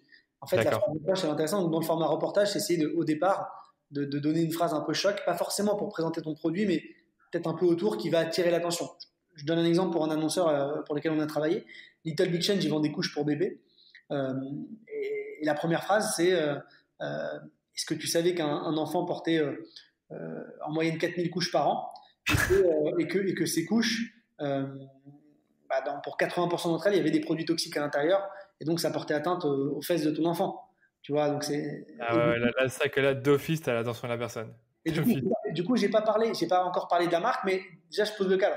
Et après, je continue sur le marché et à la fin, je dis ah, mais tu connais pas, il y a Little Big Change qui est une marque super cool, tiens, renseigne-toi. Du coup, ça, c'est un exemple, c'est sur le format feed, un peu reportage, un peu long. Il y a aussi D'accord. d'autres façons de faire. Tu vois, il y a aussi, je prends l'exemple de Combini. Des fois, tu fais du témoignage face caméra sur le feed. Combini, Ouais. ce qu'ils aiment bien faire, c'est ils ont des reportages assez longs, leur Fast and Curious et tout. Mais dans leur reportage qui dure 2-3 minutes, ils ont une phrase choc. Il y a la personne qui est interviewée qui dit une phrase choc. Et du coup, ils la mettent au début de la vidéo, et puis après, ils déroulent leur vidéo. Et dans la vidéo, tu retrouves cette même phrase à l'intérieur de ton idée. Donc en fait, le conseil, c'est des fois quand tu fais des formats reportage ou face caméra, de prendre une phrase choc qui est dans la vidéo qui a été dite par par la personne qui est interviewée, de la récupérer, de la mettre au début de la vidéo, de mettre le générique après et de démarrer ton interview. Ça permet d'attirer l'attention, tu vois, dans les premières secondes. Donc moi, j'aime bien m'inspirer des grands médias, puisque les grands médias, Muto, Brut, Combini, ils ont compris comment viraliser sur les réseaux, ils ont compris comment attirer l'attention. Donc je copie un peu, le conseil c'est de copier un peu ces médias, Ouais, je vois. tu vois. Et autre type de vidéo, c'est le format UGC, donc face caméra en mode selfie. Tiens, j'ai testé les couches, Little Big Change, c'est cool. En fait, ces formats-là, en fait, de par leur nature, ils attirent l'attention dans les premières secondes puisque c'est un format où on s'adresse direct à l'internaute. On lui parle directement. Donc essayez de tester justement des formats un peu différents où tu vas faire du format selfie, où tu vas avoir une personne qui va parler à l'écran. Ça peut être même le CEO de la boîte qui s'adresse directement dans une Facebook ad à ses clients et dit il y a 4 ans, on s'est lancé je sais pas, dans un business et tac tac. Et donc du coup, il va s'adresser directement, il va parler à la caméra. Tu vois, je trouve ça assez intéressant. Ça fait format type influenceur et c'est des choses qui marchent bien. Donc du coup, tester ces nouvelles formes de format, essayer de benchmarker un petit peu ce qui se fait le mieux sur les réseaux et de lancer vous-même vos propres ads. Ouais, c'est vrai que l'UGC c'est très puissant sur les réseaux, on en voit beaucoup, beaucoup, surtout les entreprises qui dépendent d'ambassadeurs en quelque sorte, ou par exemple une école qui fait souvent ça, c'est une école de séjour linguistique, c'est EF. Ils vont souvent mettre leurs étudiants en vidéo dans les stories et l'étudiant, comme tu dis, il parle en selfie ou il parle face cam et c'est beaucoup mieux que celui qui raconte une histoire, que ce soit plutôt EF, donc Education First, qui raconte à quel point l'expérience EF elle est géniale. Ah ouais, c'est sûr, c'est sûr. Bah, en tout cas, c'est le but. Et souvent, les boîtes de formation le font beaucoup. C'est aussi de formation. On voit énormément ce business, ça marche super bien. Il y a des bons coups parlés. Moi, j'ai des clients qui le font aussi dans ces métiers-là et qui cartonnent. Ok. Et du coup, on a parlé un peu des canaux, des médias. Et est-ce que tu peux peut-être nous parler des différents codes et bonnes pratiques pour faire des vidéos publicitaires sur Facebook, Instagram. Je pense aussi à TikTok, Snapchat, YouTube. Je sais qu'il y en a beaucoup. Est-ce que tu peux peut-être nous résumer tout ça? Parce que j'ai bien que toi, dans l'agence, en fait, un peu tous les médias, tous les canaux. Yes, yes. Écoute, pour parler déjà rapidement de Facebook, Insta, moi je considère que c'est un canal. Euh, voilà, même si c'est pas la même audience, en tout cas, je le pense à peu près comme un canal. Si tu veux, il y a deux grands endroits. Tu as le feed et tu as le format story.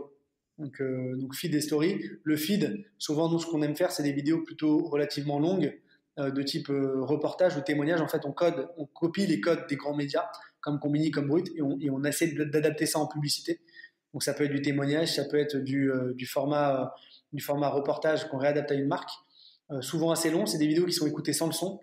Donc voilà, c'est une des pratiques à respecter. C'est des vidéos qui sont consommées en 4/5 donc, ou en carré, format carré. Et à côté de ça, Instagram, par contre, Story ou Facebook Story sont des formats de 15 secondes maximum qui se consomment en 9/16.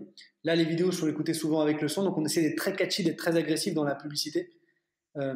Et ce qu'on aime bien faire, c'est des formats de type UGC, selfie, en mode ah, tiens, tu connais pas le nouveau service de livraison de Franprix ah non, j'ai testé, tiens, clique sur le lien en bas de la vidéo ou swipe up si tu veux découvrir plus. Des formats assez comme ça, c'est des trucs qui marchent bien. On fait pas que ça, mais voilà, c'est un exemple de pratique qui peut être fait. Je donne quelques exemples parce que c'est hyper vague et hyper large.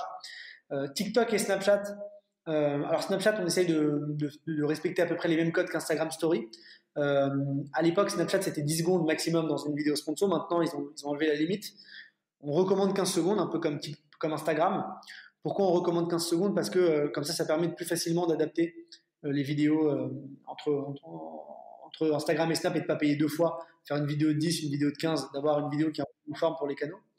Et TikTok, par contre, ça doit être plus punchy, ça doit être un peu différent. C'est toujours des vidéos en 9/16 qui se consomment avec le son. Mais on essaie de rajouter de la musique, on essaie de rajouter de la danse, on essaie de rajouter de l'animation, on essaie d'attirer l'attention différemment. Parce que c'est ces codes-là qui sont sur TikTok. Et donc, on avait fait une vidéo pour un de nos clients qui s'appelle Dodo. Il y avait un challenge qui est Dodo, qui est une marque de pyjama et d'oreiller, etc. Et il y avait un challenge TikTok à l'époque où t'as des personnes qui, avec un mouvement de bras, pouvaient changer de tenue. Et en fait, dans le premier plan, ils étaient un peu habillés en jogging, mal coiffés, un peu sales, etc. Et dans le deuxième plan, il y avait un effet de bras où ils mettaient les bras devant eux et comme des ninjas, ils se transformaient en éclair avec des super habits, c'était super frais, super beau, etc. Et il y a une musique derrière assez entraînante. Nous, on a repris ce challenge pour la marque Dodo, sauf que une marque de vente de pyjama. Donc les personnes étaient en pyjama, non, c'était l'inverse. Elles étaient habillées pour la journée. Et en fait, on faisait l'effet inverse où elles s'habillaient en pyjama pour aller se coucher. Et du coup, on montrait les pyjamas comme ça. Et du coup, tu vois, on s'adapte un peu au code de la plateforme. Donc, il faut essayer de regarder aussi ce qui se fait de mieux sur la plateforme. C'est clair, c'est vrai que sur TikTok, le format que tu as décrit, je le vois tout le temps. Donc des gens qui vont montrer une tenue ou un truc comme ça et qui après vont faire une sorte de mouvement de main et après changer de tenue. D'ailleurs, on a une cliente qui a fait ça où en fait, elle montre un t-shirt et puis après, elle fait un mouvement de bras, elle montre un autre t-shirt pour montrer la différence. Et on l'a fait pour Instagram Ads. Mais après, bon, je pense que vu que ça commence à être un format qui est de plus en plus connu, ça peut peut-être passer sur Instagram. Je sais pas ce que tu en penses. Oui, oui, non, mais c'est possible. Oui, oui, sur Insta, ça commence à arriver, tu vois. C'est Mais ça. en tout cas, TikTok commence à vraiment. En tout cas, Instagram, par exemple, commence vraiment à s'inspirer des codes de plus en plus. Je m'en doute bien, il commence à peut-être copier deux trois filtres ou je sais plus comment on appelle ça encore, des animations qu'il y a sur TikTok mais pas sur Instagram. C'est pas étonnant. Et YouTube, là, peut-être, c'est vrai que YouTube, c'est un peu spécial parce que tu as des vidéos plus longues, les fameuses bumper ads, donc c'est des vidéos qui sont plus courtes, je pense. Ouais, Comment ça se passe? YouTube, c'est un canal un peu particulier. Bon, déjà, tu as plusieurs. YouTube, c'est hyper vaste, hein. C'est pour ça que, encore une fois, je serais ravi si vous m'envoyez un petit message LinkedIn d'en discuter avec vous de vos problématiques. Tu as un format qui s'appelle le Masthead sur YouTube, qui est un format où tu achètes la homepage de YouTube, qui coûte 70 000 euros la journée. Donc, c'est un format de visibilité. Oh mon Dieu. C'est de la visibilité, c'est 48 heures. Tu fais 30 millions d'impressions. Tu as un autre format qui s'appelle le TrueView for Reach. Le TrueView for Engagement, c'est des formats un peu visibilité. Tu achètes de la pub, alors en TrueView. Alors le TrueView, déjà, pour expliquer ce que c'est pourquoi on appelle ça le TrueView. Donc la vue vraie, parce que YouTube te vend une vidéo que si elle est vue au minimum 30 secondes. Ah ouais, quand même. PPX, si elle est vue 30 secondes, à l'inverse de Facebook où c'est 3 secondes, donc c'est une vue un peu plus qualitative, et on appelle ça une vue vraie. ou alors, si ta vidéo fait moins de 30 secondes, ils te la font payer si l'internaute la regarde en entier. Donc, Ok. c'est un format assez différent. Donc, il y a le format True for Engagement, True for Action, qui est le format perf de YouTube qui s'optimise au CPA cible avec des call to action. Et tu as aussi le format Bumper de 6 secondes qui est un format réengagement. Pour rapidement donner quelques tips, les formats haut de funnel, donc plutôt Engagement et Reach, sont des formats un peu visibilité où tu achètes un peu au CPM, tu veux faire de la vue. Ceux-là, ils vont faire des vidéos un peu de 30 secondes, tu racontes une histoire, un peu comme ce que tu fais en télé. Par contre, sur du True for Action, où là, tu as une format plus perf, là, tu vas faire un petit peu ce que tu fais sur Instagram Story, ou ce que tu fais sur Snap, ou tu vas être plus agressif, tu peux mettre de l'UGC, tu vas essayer de capter l'attention beaucoup plus rapidement, de répondre à la problématique, parce que là, tu es sur un format court, action. Et le Bumper Ads, qui est une vidéo de 6 secondes, qui est un format que tu peux utiliser de deux façons, soit haut de funnel en teasing pour annoncer quelque chose, soit en réengagement pour faire du remarketing et pour marteler l'internaute une fois que tu l'as engagé. Tu vas le marteler avec ta marque pour qu'il achète. Donc voilà, après les best practices, souvent, ce sont des vidéos qui sont consommées en 16/9, donc le format ordinateur, bien qu'aujourd'hui, on commence à avoir du 9/16, donc du vertical, et ce sont des vidéos qui sont écoutées avec le son, donc pas besoin de les sous-titrer. Par contre, bien faire attention aux différents formats, voilà, parce que c'est un format qui est un réseau social qui est complexe. Il y a des call to action à différents endroits en fonction du True for Engagement, True for Reach, Masthead, etc. Donc, bien surfer entre tout ça. C'est pas simple, mais comme je vous dis, si vous avez des questions, on peut aller plus loin ensemble. Voilà, si vous avez un brief précis, je pourrais vous aider plus particulièrement. Ouais, t'as très bien résumé pour YouTube. Hein. T'as très très bien résumé, c'est qu'il y a tellement de formats, c'est une bête un peu différente qu'Instagram ou Facebook, je trouve, d'après ce que tu dis là. Et voilà, je sais pas si. C'est pour ça que maintenant on pourrait parler d'un autre truc, c'était par rapport au canal, donc au canaux, pardon, tu disais que, comme tu dis, pour chaque canal, la vidéo doit être différente. Et est-ce que vous, dans votre agence, vous avez un fameux process pour adapter la vidéo pour chaque canal? Puisque bon, ce serait un peu dommage si vous deviez refaire à chaque fois une nouvelle vidéo pour chaque canal pour un même objectif. Alors écoute, oui, effectivement, c'est une question intéressante aussi. En fait, nous, on essaye au maximum de faire en sorte que les vidéos qu'on construit pour nos clients, elles soient adaptables pour les autres canaux. Et donc, par exemple, quand je te parlais d'Instagram Story, potentiellement, tu peux aussi diffuser sur Snap avec, voire sur TikTok, sans trop d'efforts, même si TikTok, c'est un petit peu différent. Et tu peux également diffuser sur YouTube le format True for Action si ta vidéo qui est en 9/16, tu la déclines en 16/9. Donc, avec sans trop d'efforts, en changeant le format un petit peu, la taille, tu peux arriver à diffuser aussi sur YouTube. Donc, globalement, voilà, tu peux arriver sur certaines créas à les adapter pour à peu près toutes les plateformes. Le seul endroit qui est pour moi très différent, c'est le Ouais. feed Facebook et Instagram, où là, ce sont des vidéos qui sont consommées sans le son. C'est plutôt du native ads, donc vidéo. Donc, c'est quelque chose qui est difficilement adaptable, que tu peux quand même utiliser sur d'autres plateformes de native ads vidéo, comme par exemple, ça peut être le display Google Display Partner de Google Smart Display, où tu peux mettre des vidéos maintenant, tout ce qui est native ads Google. Ça peut être intéressant d'utiliser ces formats qui sont aussi consommés sans le son, un peu dans le flux d'actualité. Donc tout ce qui est flux d'actualité, potentiellement des vidéos de type native ads comme ça peut être intéressant. Notamment, je donne un autre exemple, un réseau social dont on parle moins, c'est Pinterest. Pinterest, c'est un flux d'actualité image, mais maintenant il y a des vidéos. Et donc potentiellement les formats Facebook Feed ou Instagram Feed pourraient potentiellement diffuser aussi sur Pinterest et se décliner. Donc on essaye quand même d'arriver à adapter, voilà, quand on pense à une vidéo, on essaie de la réadapter. Après, il y a quand même une vraie différence entre ce qui est consommé avec, ce qui est consommé sans le son, et surtout ce qui est flux d'actualité et le reste, tu vois. Tout ce qui est in-stream, en fait, in-stream YouTube, c'est quelque chose que tu vas consommer avant de consommer ton contenu, qui va se consommer avec le son, parce que là, tu es captif. Ou Ouais. même, j'ai envie de dire que le format Instagram Story, c'est un format aussi in-stream, parce que tu es en train de consommer du contenu story, et là, on te poursuit plus avant que tu le consommes. Donc, tout ce qui est in-stream, en fait, c'est un contenu qui va être relativement similaire, que tu peux adapter. Tout ce qui est feed, flux d'actualité, c'est une autre partie du contenu. Voilà. Donc, moi, je sens que c'est deux grandes familles, quoi. Voilà, donc en fonction des familles, tu vas faire deux vidéos différentes et puis tu vas les réadapter d'un réseau social à l'autre, quoi. C'est pas juste une seule vidéo, genre 16/9 que tu vas ensuite mettre en vertical, puis en carré, et puis faire un TikTok en plus. Non, c'est différent, quoi. Voilà. Alors après, il y a les formats, les tailles dont tu parlais. C'est vrai qu'il faut quand même réadapter les tailles. Quand tu fais un 9/16 pour Insta Story et que tu as diffusé sur TikTok et sur Snap, après, tu peux la diffuser sur YouTube parce que YouTube accepte aussi maintenant le 9/16. mais je te recommande quand même de faire une déclinaison 16/9 parce que YouTube aime bien le 16/9. Voilà, donc il y a quand même des petites particularités, mais on essaye d'essayer ces deux grandes familles. Et une fois que tu as compris ces deux grandes familles, tu as fait une grande partie du chemin, quoi. Ok. Et c'est vrai qu'il y a un autre truc dont tu as déjà un peu parlé dans le podcast, c'était les formats de vidéo. Moi, je voulais te demander, en fait, aujourd'hui, c'est quoi les formats de vidéo qui sont un peu tendance en ce moment? Alors, on l'a dit, le format UGC, User Generated Content, donc qui Mhm. s'oppose un peu au brand content, c'est du contenu qui est créé par l'utilisateur. Donc l'utilisateur, ton client va créer du contenu, il va parler de ta marque en vidéo, souvent en selfie, il va raconter un peu une histoire sur ta marque. Ce qu'on aime bien faire, nous, agence créa, c'est copier ces contenus et créer des faux UGC. On va prendre des acteurs, on fait parler des faux clients, voilà, et qui vont raconter une histoire sur la marque, et ça génère pas mal de performances. Donc ça, c'est des trucs qui fonctionnent super bien, format tendance, et surtout qui sont poussés par les plateformes. D'autres types de formats qui marchent bien, j'en ai parlé, les formats reportage dans le flux d'actualité, type brut. Donc ça, c'est des trucs qui fonctionnent bien pour générer de la perf, hein, parce qu'on va raconter une histoire, mais globalement, on va amener à la conversion au fur et à mesure de la vidéo. Et en fait, ces vidéos, elles ont des taux de conversion qui sont très mauvais parce qu'on touche beaucoup, beaucoup de monde. Et il y a très peu de gens qui convertissent parce que c'est des vidéos plutôt éducatives. Mais au final, comme les CPC sont beaucoup plus faibles que nos ads classiques, on arrive l'un dans l'autre à avoir des perfs hyper intéressantes. Je ne sais pas si tu vois ce que je veux dire. Donc c'est des formats hyper tendance qui marchent bien. Et Ouais, on, je vois. et on les a même déclinés avec des formats top 5. Tu sais, on a fait une vidéo là pour Pin-Up Secret, un de nos clients, qui vend des produits de beauté à base de lait de chèvre. On a fait une vidéo publicitaire dans le Facebook Feed qui a super bien marché. C'est top 5 des choses à savoir sur le lait de chèvre et les bienfaits sur sa peau. Ok.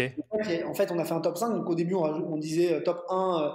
Est-ce que vous savez que la reine Elisabeth, je sais pas quoi, en portait en mettait pour ses soins sur la peau? Est-ce que tu savais qu'il y avait plein de vitamines, que c'était un bon cocktail de santé? Est-ce que tu savais que, enfin, voilà, plein d'arguments. Et à la finale, on disait, bah, il y a une marque qui a lancé un produit qui est à base de lait de chèvre, c'est Pin-Up Secret. Achète. Super intéressant. Maintenant que j'y pense, est-ce que tu as des liens de partage d'exemples de vidéos, donc du GC, reportage, et aussi le top 5 que je pourrais mettre dans les show notes, donc dans les notes de l'épisode, pour que les gens puissent voir, enfin, pour que nos auditeurs puissent voir un exemple. Bien sûr, j'enverrai ça. Et on a même créé un groupe Facebook qui s'appelle La Vague, où on partage tous les jours des top créas. Donc, on a partagé, par exemple, ces créatives dont Ok, je parle. ok. Mais je pourrais partager le lien de La Vague, qui est un groupe Facebook, vous pouvez adhérer. Et tous les jours, on partage des nouvelles idées créatives, soit des vidéos que je suis fait, soit des vidéos qu'on trouve sur le web qui nous plaisent Ouais. et qu'on copie pour nos clients, quoi. Alors oui, moi je suis membre du groupe Lava que vous avez lancé la semaine dernière. En tout cas, là on enregistre, on est le 19, je pense, 19 juin. Et c'est vrai que tu l'as lancé la semaine dernière et je vois qu'il y a déjà de plus en plus de membres et des vidéos tous les jours. Et nous on kiffe à mort parce qu'on est deux dans l'agence et on n'arrête pas de regarder vos vidéos et celles de, comment ça s'appelle encore, les meilleurs créas Facebook Ads de Kudak. Et c'est vrai que ça nous donne pas mal d'inspi pour proposer des choses. Mais écoute, je vais mettre ça dans les show notes, donc le lien du groupe et également le lien de 2 ou 3 vidéos dont tu as parlé. Yes, yes, super. Bah écoute, c'est top. Moi, avec plaisir pour partager tout ça. Ouais.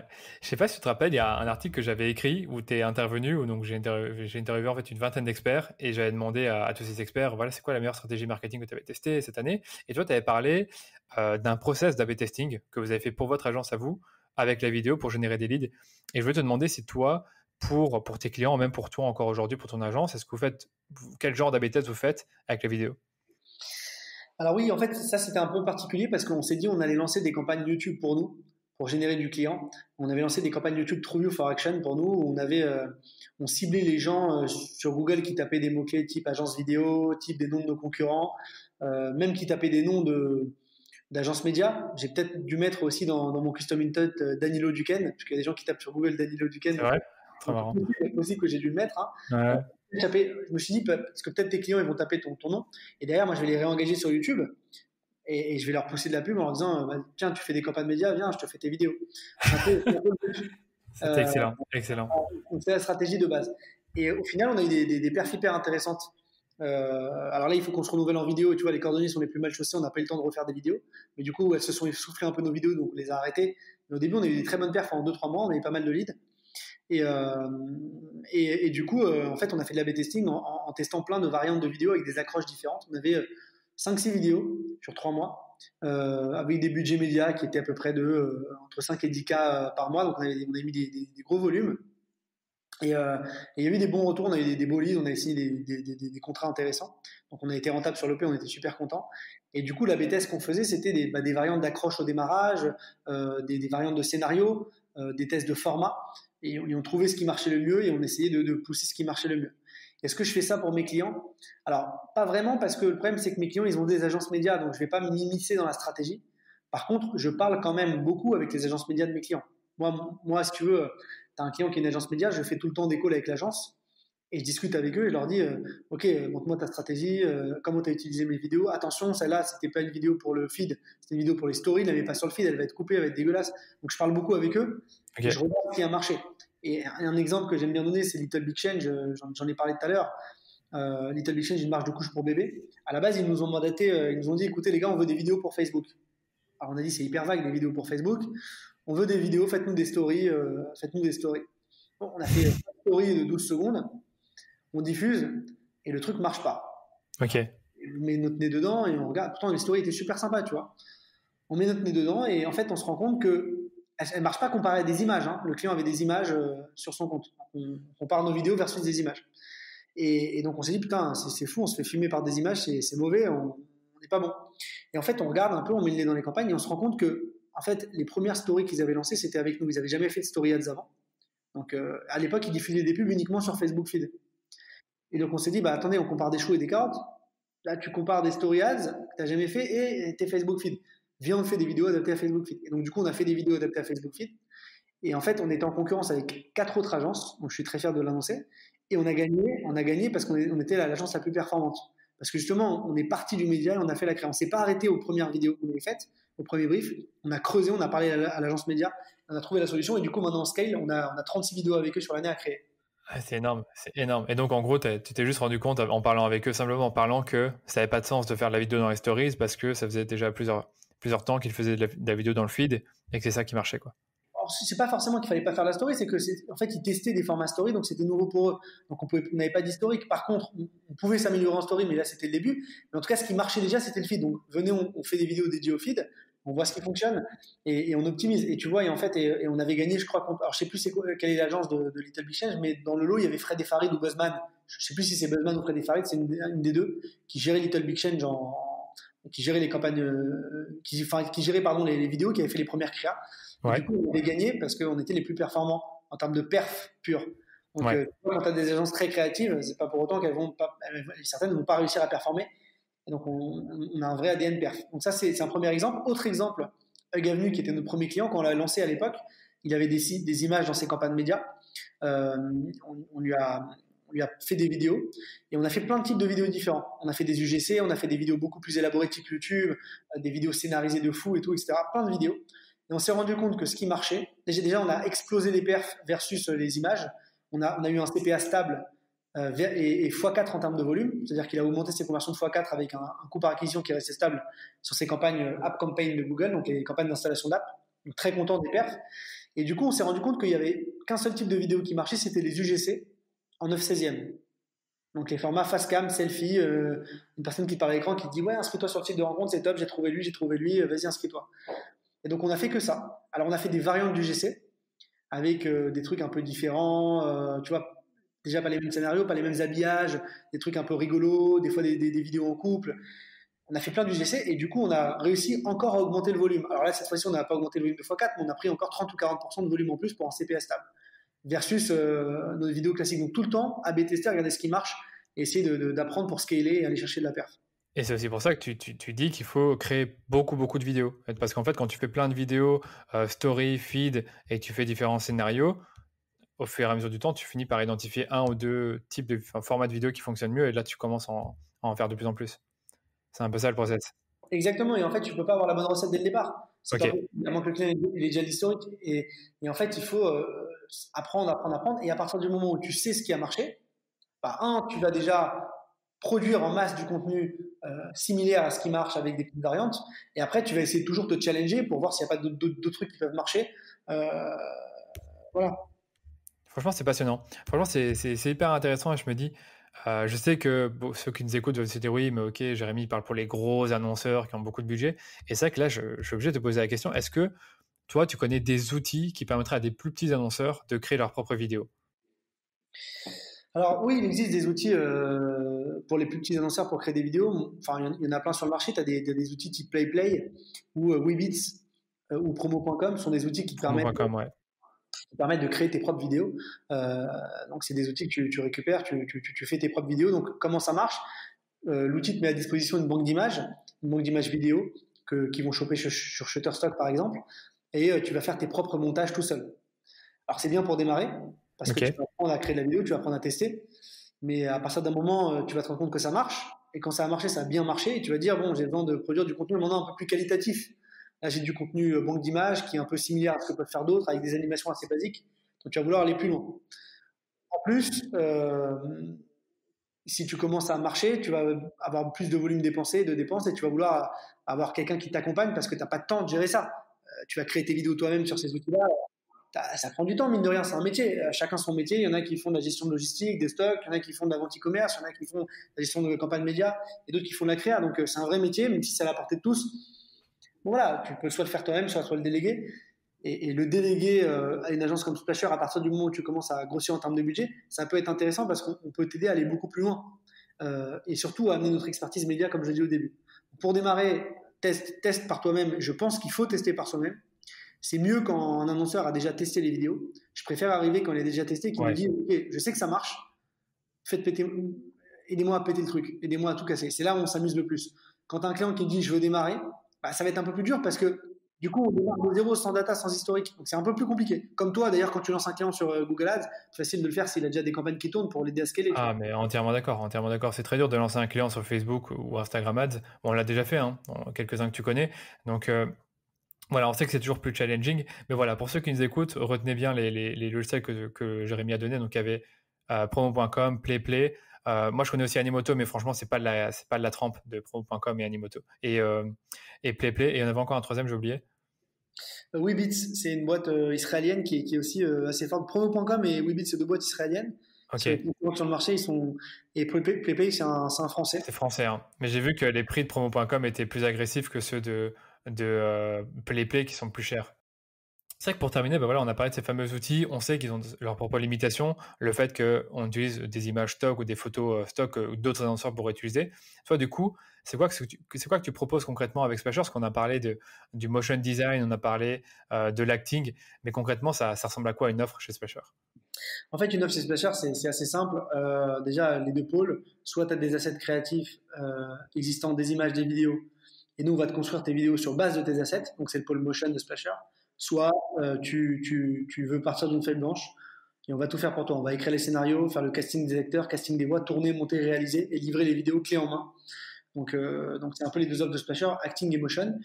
Et après, au niveau des pricing, nous, si tu veux, en fait, on essaye de démocratiser la vidéo. Donc, on vend les vidéos pas trop cher. Une vidéo chez Splasher, je prends l'exemple du pôle acting, tournée, montée, réalisée, écrite, avec les acteurs dedans, le lieu, tout compris, ça coûte entre 2500 € et 1000 € la vidéo.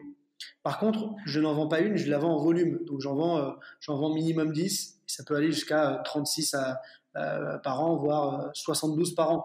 Donc j'en vends beaucoup, beaucoup. Pourquoi? Parce que je pars du principe, encore une fois, qu'il faut beaucoup de vidéos pour scaler, on en a parlé. Donc je vends des vidéos en volume. Et sur le pôle motion, ça va de 2000 € jusqu'à, et ça peut descendre à 1000 €. Plus le client va commander de volume chez moi, moi je vais être cher. Voilà, s'il veut tester, c'est sûr que la vidéo Coûte démarre, cher. voilà, démarre à un prix qui est un peu plus élevé. Au fur et à mesure, on réduit le coût. Donc c'est un peu le modèle de Splasher. On essaie quand même d'être sur des tarifs abordables comparé à des grosses agences créatives qui peuvent te vendre une vidéo tournée 10, 15 000, 20 000, voire même beaucoup plus. Hein. Énorme. C'est pour ça que je te pose des questions, hein. C'est pas pour vendre ton service ou quoi, mais c'est parce que je me dis, pour ceux qui nous écoutent, ils doivent quand même se dire, ok, c'est génial tout ça, mais ça coûte combien vraiment une vidéo? Combien il va m'en faire? Et c'est vrai que toi, dans ton offre, la particularité, c'est que tu as un pack de vidéos, et plus tu fais de vidéos, finalement, moins la vidéo te coûte cher, parce que toi aussi, tu fais des économies d'échelle. Exactement. En fait, moi le but, c'est en fait ce qu'il faut comprendre, c'est que je veux répondre à la problématique des annonceurs, qui est d'aujourd'hui, ils n'ont pas suffisamment de contenu. Donc il faut aussi qu'ils puissent se mettre à mon niveau et se dire, bon, ok, je veux des vidéos en volume, il faut pas que ça me coûte cher, mais le prestataire, il faut qu'il gagne sa vie aussi. Donc moi, de la même manière, il faut que je fasse des économies d'échelle. Donc en fait, j'essaie de vraiment répondre à leurs problématiques. Et il y a des annonceurs qui viennent me voir, qui veulent le beurre et l'argent du beurre, qui me disent, je veux une créa avec un hélicoptère, je veux tourner à Monaco, et je veux que tu viennes la semaine prochaine à Turin. et je veux que ça me coûte 2000 euros la vidéo. Ça, c'est pas possible. Encore une fois, le modèle de Splasher, c'est on va t'aider à scaler sur de la vidéo, on va te faire des trucs méga qualitatifs, des trucs qui cartonnent, tu vas être content. Si par contre tu veux la vidéo avec l'hélicoptère, appelle Buzzman, appelle Fred et Farid, appelle ces grosses agences-là. Ça, c'est ta vidéo que tu vas utiliser en notoriété. C'est pas mon métier. Mon métier, c'est de te fournir ton snack content, ton contenu sandwich, tu vas mettre dans tes campagnes médias, qui va se consommer très rapidement. Tu vas garder une semaine, 2 semaines, 3 semaines, tu vas changer. Parce que justement, tu vas aller chercher de la perf dans tes campagnes, tu vas Voilà. C'est ça, c'est des vidéos faites pour performer, pas forcément pour la notoriété. Même si tu pourrais le faire, c'est plutôt vraiment un truc qui est très court, mais qui est là pour générer une action. Exactement. Après, certaines de nos vidéos qu'on a faites, il y en a qui cartonné, qui ont été hyper virales. Je redonne l'exemple de notre client Dodo, tu vois. Dodo, on lui a fait une vidéo à l'époque quand il y avait le confinement, où Macron prenait la parole et c'était Macron qui prenait la parole et qui annonçait le confinement. Et nous, on a fait une même vidéo sur. Non, c'était à l'époque du chômage, non, de la loi pour les retraites, pardon. Il parlait de la loi retraite. Okay. Donc, juste avant le confinement. Et nous, on avait fait une vidéo sur la loi sommeil. Où, en gros, on avait un acteur qui ressemblait un peu à Macron, qui était habillé comme Macron, et qui parlait de la loi sommeil, et qui disait il faut le sommeil pour tous, etc., etc. Donc, c'était une vidéo qui était à trop perf, qui était un peu plus axée visibilité, un peu plus haut de funnel. On a eu des perfs intéressantes parce qu'elle était à destination de Facebook Feed. Et en fait, à la fin, tu as le mec qui arrête son discours et qui sort, tu le vois en caleçon. En fait, il a juste le costume en haut et en bas, il est habillé en caleçon. Donc, c'est un peu le côté rigolo, funky. Donc, on sait faire aussi des choses qui sont un peu créatives et qui marchent, même si notre vrai ADN reste quand même sur le côté perf, catchy, agressif pour générer des ventes, quoi. D'accord. Bah, je veux bien aussi, si jamais tu as un lien vers cette vidéo, qu'on la mette dans les show notes parce que ça a l'air super intéressant aussi. Oui, c'est avec plaisir. Wow. En tout cas, merci Jérémy pour toutes ces réponses, c'était super. Maintenant, pour terminer l'interview, je pose toujours une question qui est importante pour moi, c'est est-ce que toi, tu fais de la pub Facebook pour promouvoir l'activité Splasher ou même celle de tes clients, mais tu m'as déjà dit que tu faisais pas leur pub Facebook, donc est-ce que tu peux m'en dire plus? Yes. Alors écoute, oui, effectivement, je fais pas leur publicité. Moi, pour moi, je fais pas de pub parce que j'ai une cible un peu grand compte. Donc, on s'est rendu compte que lorsqu'on faisait de la pub sur Facebook ou sur d'autres canaux marketing, on arrivait à capter du lead. Nous, on captait énormément de leads, mais beaucoup de petits annonceurs qui démarraient, qui voulaient tester du free, etc. Et donc, on avait du mal à traiter tout ce volume. Donc, on a préféré se concentrer sur notre cible et utiliser d'autres canaux d'acquisition plutôt B2B, donc du démarchage mail, LinkedIn, du webinar, de la création de contenu, d'inbound marketing. Donc, j'en fais pas pour moi, pour promouvoir mon activité. Et c'est j'en fais pas du tout non plus, puisque je ne suis pas une agence média. Mon rôle est de rester une agence créative au service des agences médias et des clients. Super. Non, c'est super intéressant. Mais tu as quand même fait pour terminer, tu as quand même fait du YouTube pour attirer des leads et c'est YouTube qui a mieux fonctionné que Facebook, pardon. YouTube, parce qu'au niveau du ciblage, on a été quand même très précis. Oui, je vois. Même si ça va contre ce que je dis depuis tout à l'heure avec l'automatisation, pas de ciblage, etc. En fait, YouTube, ce qui était intéressant, c'est qu'on a pu cibler précisément des gens par rapport à leur recherche. Et donc, c'était hyper intéressant au niveau performance. Par contre, on n'a pas continué parce qu'il nous manquait de créa vidéo. Et notre créa avait été totalement usée. Donc, on va recommencer prochainement uniquement sur YouTube, je pense, pour faire un peu de visibilité et chercher des gros annonceurs sur du ciblage très custom, très précis. Bah écoute, merci, c'est super intéressant. Où est-ce qu'on peut te retrouver, Jérémy, sur LinkedIn peut-être, ou est-ce que tu as un site web? Yes, alors écoutez, vous pouvez me retrouver sur LinkedIn, Jérémy Bendayan. Vous pouvez aussi me retrouver sur le site web de Splasher, donc splasher.io, splashr.io. Et sur mon TikTok que j'ai lancé récemment et qui croît assez rapidement, donc Jérémy Bendayan aussi sur TikTok.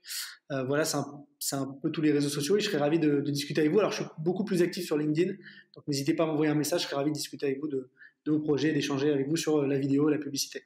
Ouais, c'est vrai que Jérémy, il est super actif sur LinkedIn, donc franchement, il vaut mieux que vous alliez sur LinkedIn pour aller le voir, mais j'irai bien sur TikTok voir un peu ce que tu proposes pour voir si c'est aussi sérieux que sur LinkedIn. Enfin, en tout cas, merci Jérémy, franchement, ça m'a fait super plaisir. Danilo, j'aimerais, si c'est possible de le passer sur le podcast, faire une petite dédicace quand même, parce que j'ai la chance d'avoir un peu d'audience aujourd'hui et donc de pouvoir échanger. Je fais une dédicace à plusieurs personnes.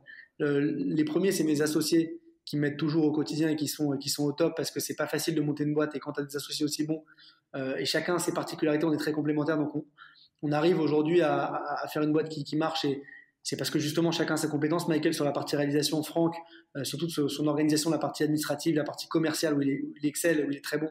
Et peut-être la dernière dédicace que j'aimerais placer, c'est aussi à ma femme parce que au quotidien, être entrepreneur, c'est pas facile. tu sais, tu rentres tard à la maison, c'est compliqué. Et ma femme, franchement, elle me soutient au quotidien, elle m'aide beaucoup.